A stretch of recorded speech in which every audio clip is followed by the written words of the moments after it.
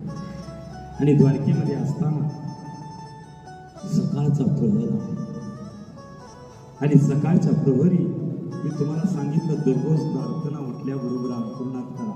किती जणांनी पाठ केले बघा, नसेल तर ग्रुपवर पाठवेल, ती पाठ करा आणि जीवनामध्ये बघा किती आनंद येतो त्या प्रार्थनेत. आणि भगवंत उठलेत आणि शयन कक्षामध्ये असताना त्या आसनावरच राधे राधे असं म्हटल्याबरोबर पुन्हा त्या रुक्मिणीनं ऐकलं आणि पुन्हा ती रुक्मिणी म्हणते रात्रंदिवस त्या राधेचं कीर्तन ते मी माझ्या शयन कक्षामध्ये, कारण आपल्या समोर दुसऱ्या बायकोचं नाव घेणं कुठल्याच बायकोला परवडणार नाही. आणि वाईट वाटलं, राग आला. ठीक आहे, भक्त आहे, प्रेम आहे, सगळं खरं आहे, पण सारखंच ताडकन ती रुक्मिणी माता उठली आणि निघाली. आता मी परत येत नसते, चालले तुमची राधा तुम्ही बघून घे. आणि निघाली आणि ती निघालेली रुक्मिणी ती थेट त्या द्वारकेवरून निघाली की आपण ज्या तीर्थक्षेत्रामध्ये आहोत त्या तीर्थक्षेत्राला पूर्वी वन होतं, वन सगळं त्याला दिंडीर वन म्हणतात. दिंडीर नावाचा राक्षस होऊन गेला आणि तो राक्षस या वनामध्ये भटकायचा, सगळे भीतीदायक हे असणारं वातावरण. आणि ह्या वनामध्ये येऊन ती रुक्मिणी बसली. कुठं बसली हा ठिकाणा तुम्हाला माहित नसेल तर पत्ता सांगतो. तुम्ही चंद्रभागेला गेल्यानंतर चंद्रभागेवरून वरती येताना कोळी गल्लीकडच्या भागात जात असताना दगडी फुलाच्या अलीकडच्या बाजूला तिथं लखुबाई नावाचं एक मंदिर आहे. लखुबाईचं मंदिर तीच म्हणजे रुक्मिणी बसलेलं ठिकाण. लाख विनंत्या केल्या, कृष्ण म्हणतात अगं जाऊ नको. का मी राधा म्हणतो हे तर लक्षात घे, समजून घे. आणि तू त्या ठिकाणी अशी जर नाराज होऊन गेली तर त्या संसारामध्ये अर्थ आहे का? ऐकलं नाही. लाख विनंत्या करून ऐकलं नाही म्हणून ती लाखोबाई होती, तिची लखुबाई झाली. आणि पुढं असं झालं,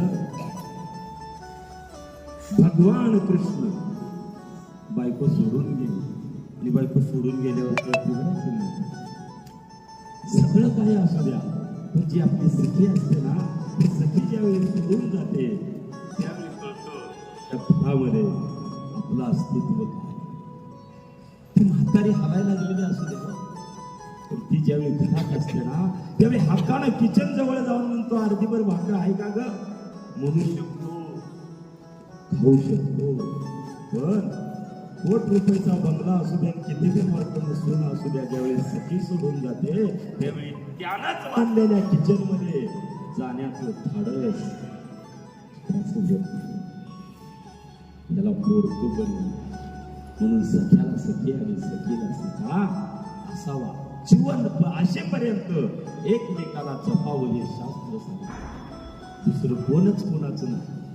जरी तुकडोजी महाराज सांगत असतील परखडपणे कोण कोणाचं नाही, पण तरी सुद्धा सख्याशिवाय सखीला आणि सखीशिवाय सख्याला गाडीची किंमत नाही.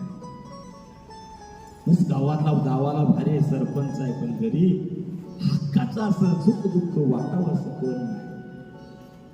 काय त्या जीवन जगण्याला आनंद आहे. आणि म्हणून कृष्ण परमात्म्यालाही वाटायला जातं. रुक्मिणी गेली आणि तिच्या पाठीमागं जर लगेच आपण आणायला जावं तर लोक काय म्हणतील, बघा बायकोच्या मागे निघाला. सगळा विचार करावा लागतो मालकाला. मालक व्हायचं म्हणजे तेवढं सोपं नाही. तुकोबाराय तर म्हणतात जया अंगी मोठे पण दया यातना कठीण. फार यातना सोसाव्या लागतात हो. मोठं व्हायचं म्हणजे सहज नाहीये, त्रासच सहन करावा लागतो. आणि पुढं असं झालं, कृष्णाने जायचं ठरवलं तिला विनंती करून, कारण त्यांना माहित होतं की तिथं तो राक्षस आहे, काही होऊ शकतं. आणि निघाले पण त्यांनी मार्ग बदलला. लोकांनी नाव ठेवले तिथं जायचं तर गेला. सासरवाडीला जायचं आहे पण दुसऱ्या गावावरनं जायचं, इकडं काम होतं म्हणून आलो. जाता जाता वाटलं भेटावं. ध्यानात येत ते नियोजन.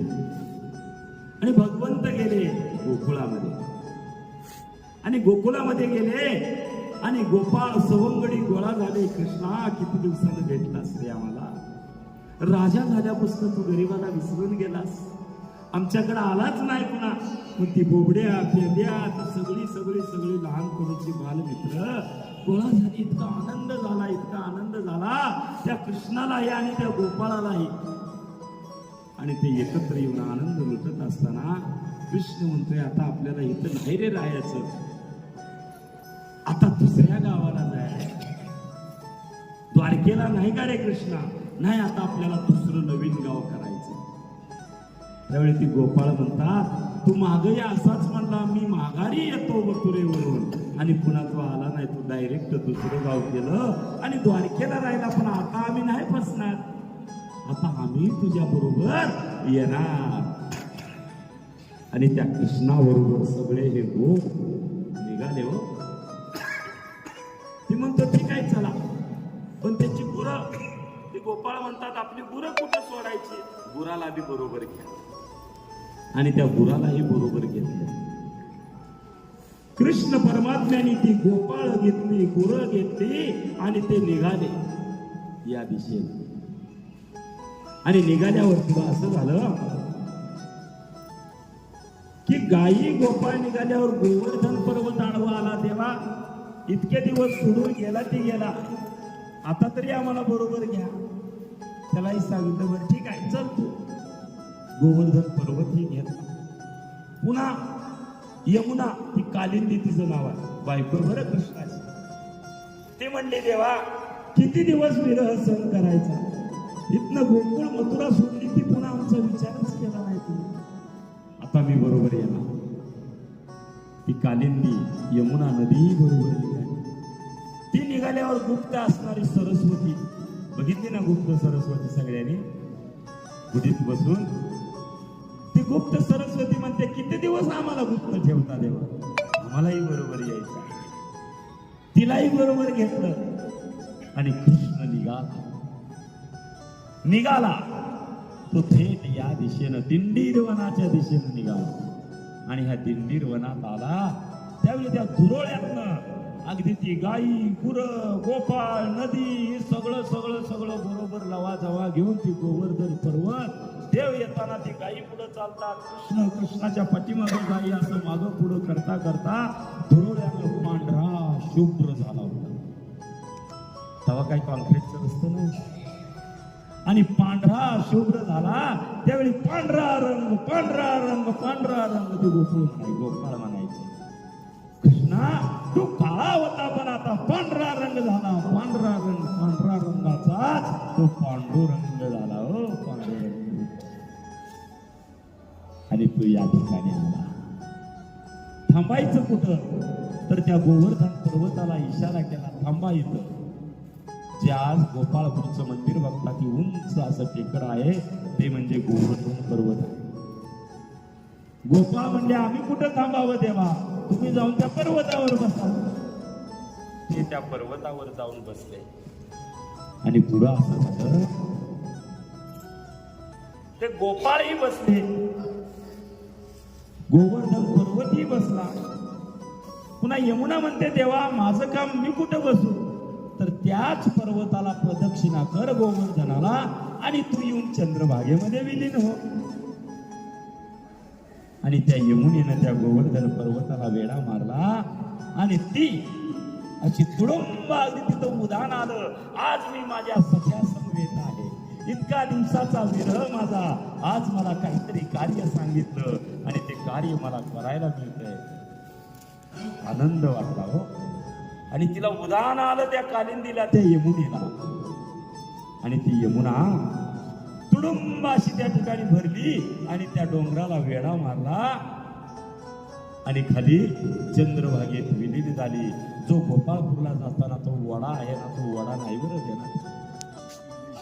त्या गोपाळाला पूर आणून त्याला वेढा मारणारी ते गोपाळ आणि या यमुनेचा पूर म्हणून ते गावाचं नाव आहे.